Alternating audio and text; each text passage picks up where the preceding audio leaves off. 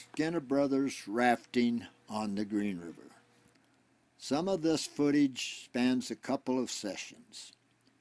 This footage will show the way Skinner Brothers built the rafts. The rafts are built with participation of all the campers.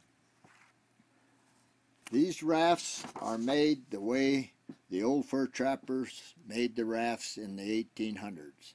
Each log has a triangular notch cut in each end of the log, and the logs are lined up with a log that is cut to fit the notches of each end of the raft. When the raft is put into the river, the dry logs will absorb the water, then swell up and make the raft sturdy. When we are making the new rafts, a crew is hauling the old rafts that were used in the past years. Of course, it is hard to keep 50 or more kids busy while all this is going on. So we have all of them participate in swimming the river, floating down through the rapids, and then stream crossing with the pole in the rapids.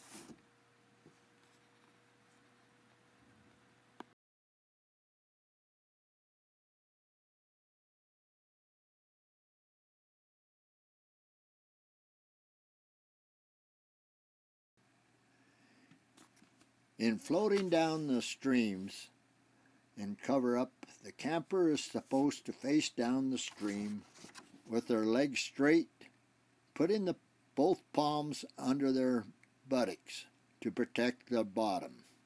This is very hard to do, but the campers soon learn that after hitting a few rocks that they'll pay a little bit more attention to the way they float down the river.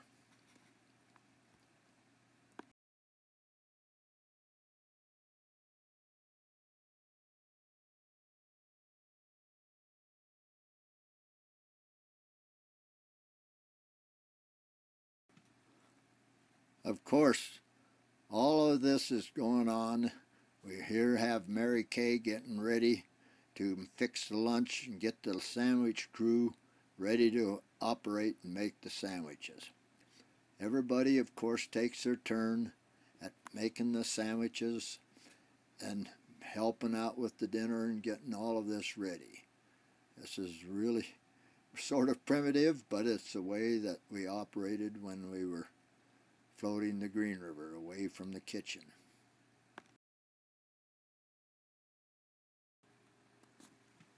On stream crossing, each camper should have a pole that is about 3 foot taller than the camper.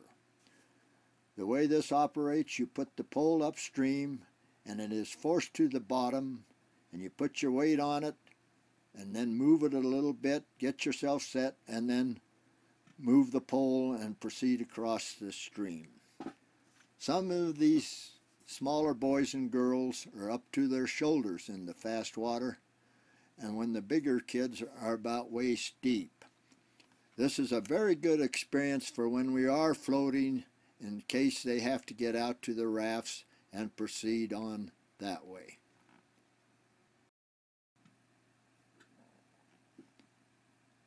After the rafts are made and put into the water, the counselors will select the campers who will be on their rafts.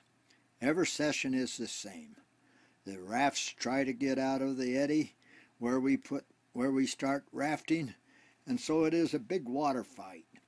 A lot of shouting and hollering, and everyone getting wet.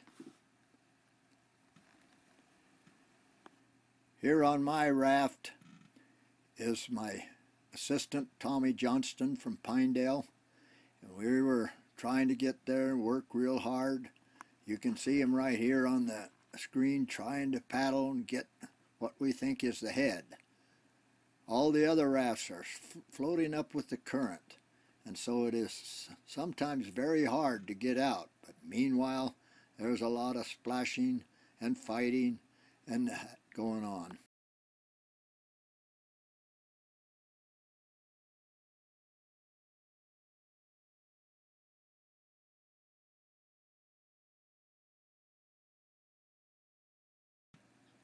On this raft is Fred Reedman, the king of the river.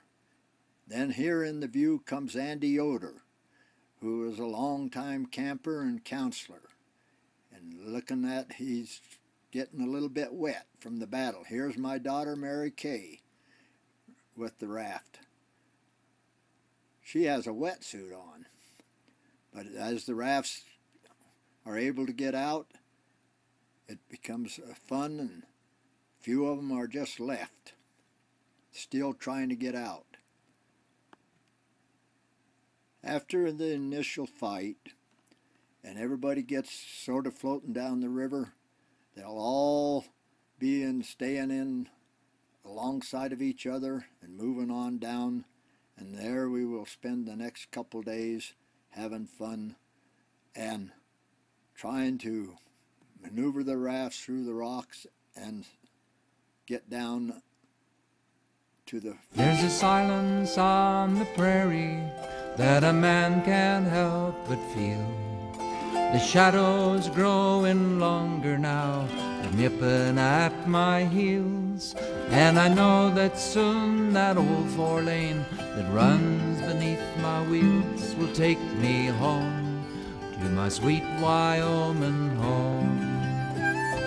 Watch the moon, smiling in the sky, hum a tune, a prairie lullaby, peaceful wind, an old coyote's cry, song of home, my sweet Wyoming home. I headed down the road last summer with a few old friends of mine. They all hit the money, Lord, I didn't have a dime. And the entrance fees that took my dough, traveling took my time. I'm headed home to my sweet Wyoming home. Watch the moon, smiling in the sky, hum a tune, a prairie lullaby, peaceful wind, an old coyote's cry, song of home, my sweet Wyoming home. Now the rounders...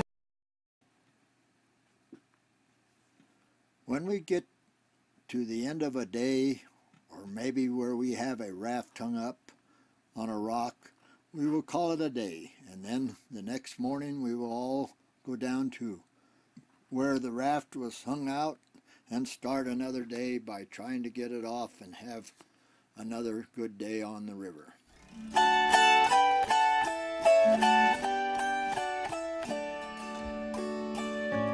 I see a candlelight down in the little green valley, where morning glory vines are twining round my door.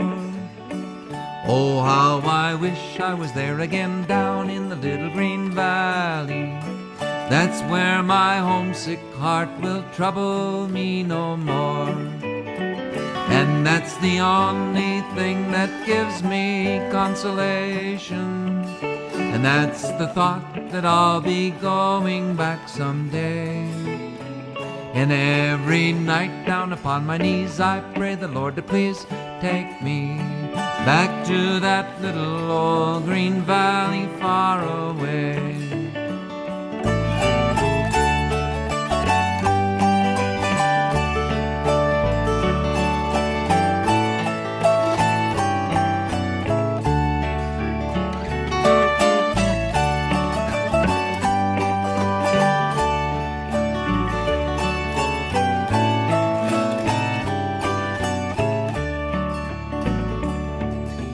I hear a mockingbird down in the little green valley. He's singing out a song of welcome just for me.